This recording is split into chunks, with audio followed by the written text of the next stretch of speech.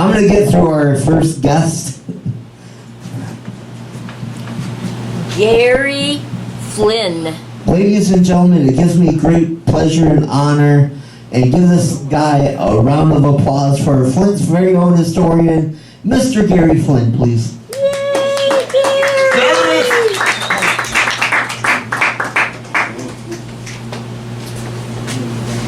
You need something to...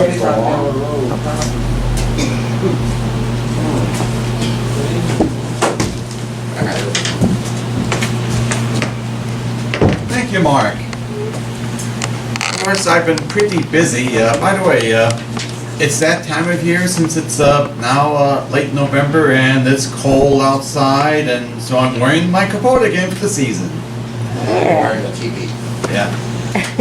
And I'm busy working on my third book, to be called Lost Flint, which is slated to be coming out in 2021. And last month, if you may recall, I talked about writing about a subsection of places lost downtown. In fact, places lost to Water Street Pavilion I was working on then. That's done now, so I have that to read this evening, and I also got a Lost in the Tree subsection, which if there is time I can read that too.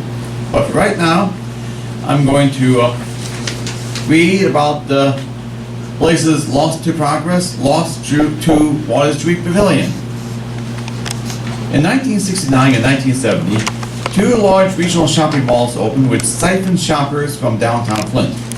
The Eastland Mall in what was then Burton Township, now the city of Burton, at the corner of Court and Center Roads, 1969, that's now Cortland Center, and the Genesee Valley Shopping Center at the corner of Linden and Mill Roads in 1970. That immediately led to the closing of the downtown locations of F.W. Woolworth Company and Sears Roebuck and Company, which both moved to Genesee Valley. While the other larger department stores in downtown Flint hung on for a few years, they closed in 1979 and 1980. JCPenney left downtown Flint at the end of 1979 for two new stores in the aforementioned shopping malls. Montgomery Ward and Smith Bridgman both closed in 1980. The number of vacant storefronts had increased as a result when businesses either moved or closed.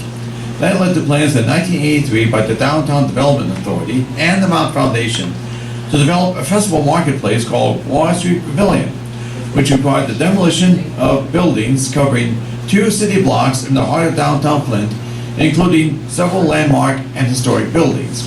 The first landmark lost to Water Street Pavilion was Bryant House. Possibly the oldest structure raised to make way for Water Street Pavilion was what was left of the former Bryant House Hotel, which was a four-story building that was built in the 1870s. In 1936, the top two stories were dismantled, and the first floor was converted into a series of storefronts. Upstairs, a curved stairway led to the ceiling. Tall arched windows were bricked in. A modern facade outside hid the changes. Leaning against the walls were a few doors with transom windows with room numbers still on the door panels. The final owner was Avery Smiths, which occupied the north end of the building and South Saginaw and Union Street. The next place that was lost was the former Hubbard Hardware Complex. Hubbard Hardware was founded in 1865 by George W. Hubbard and partner H.B. Newton. Hubbard bought out his partner 5 years later. The four-story hardware store at 327 South Saginaw Street was built after a fire destroyed the three-story building the three-story building Hubbard occupied on that site in 1913. It evolved into a wholesale and retail operation with an overhead walkway above Brush Alley connecting to a large five-story warehouse that later was expanded to 9 stories. An industrial supply division was also established. In 1963, the business was sold and the new owners decided to close the retail and wholesale side of the business after 98 years in operation. The industrial supply business, now called Hubbard Supply Company, is still in operation with locations in Flint, Saginaw, and Battle Creek. After Hubbard Hardware closed, JCPenney operated an annex store in the space where the catalog and toy departments were located from around 1965 to 1972.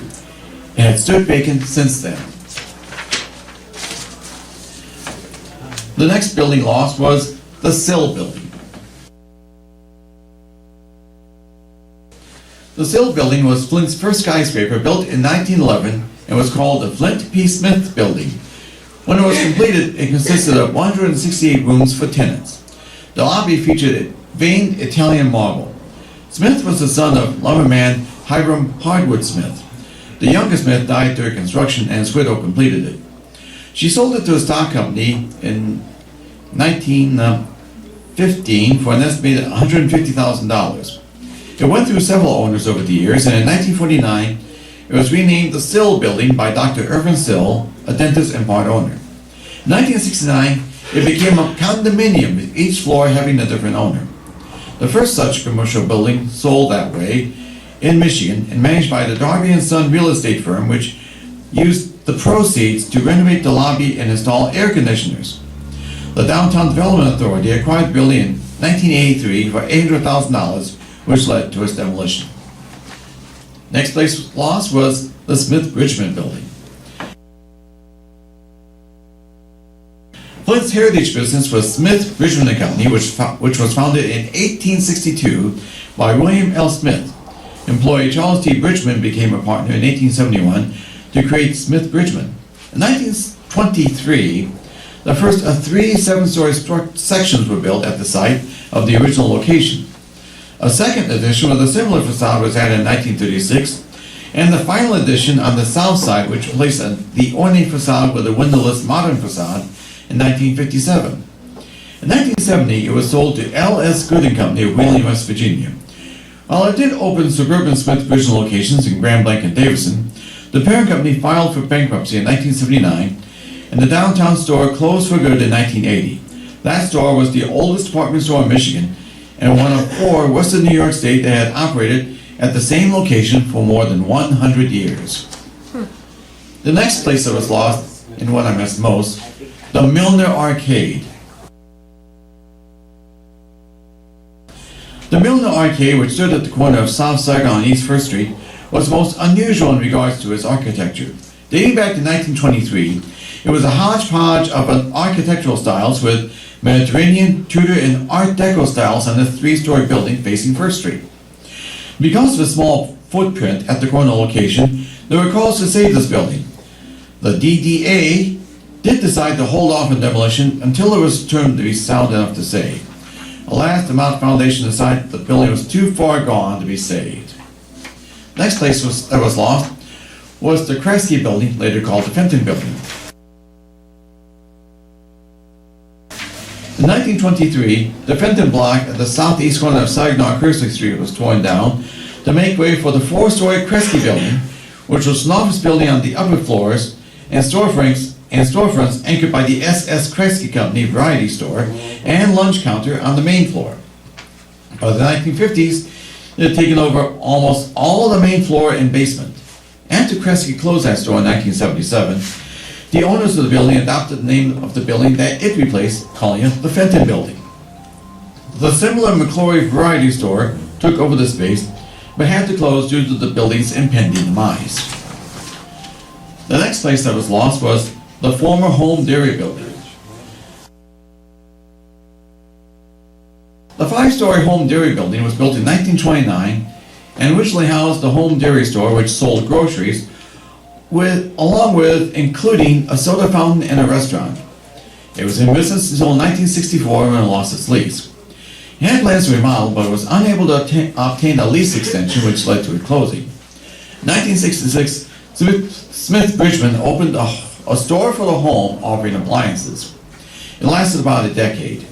In 1978, Michael Rizek bought it to house businesses run by family members, which included Michigan Bookkeeping, Income Tax Service Company, Business Analysis Company, Computer Visit Company, and Johnny Fast Print Company. The businesses operated for a couple of years, but by 1981 it stood vacant. And the final place on the list that was lost, and shares in the one of the photos that I shared, because they're right across Chrysler Street from each other, the former JCPenney store, which was across Chrysler Street from the University Building.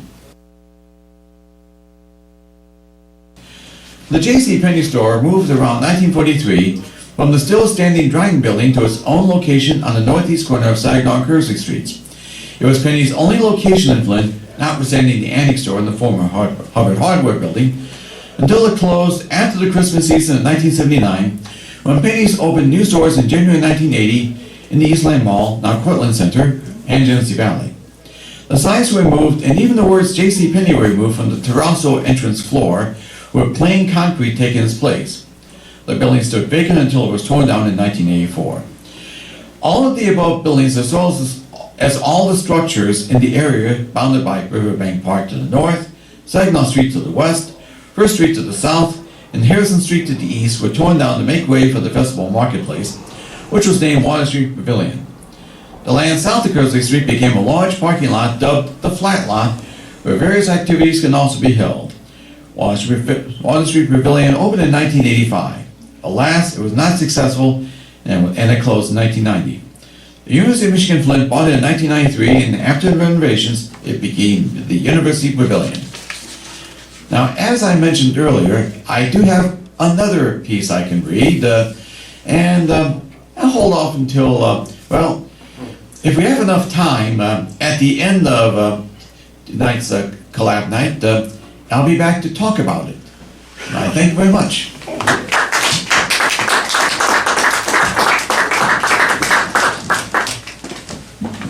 Give it up for Gary Flynn one more time, please. Thank you, Gary, for coming up there, doing your thing.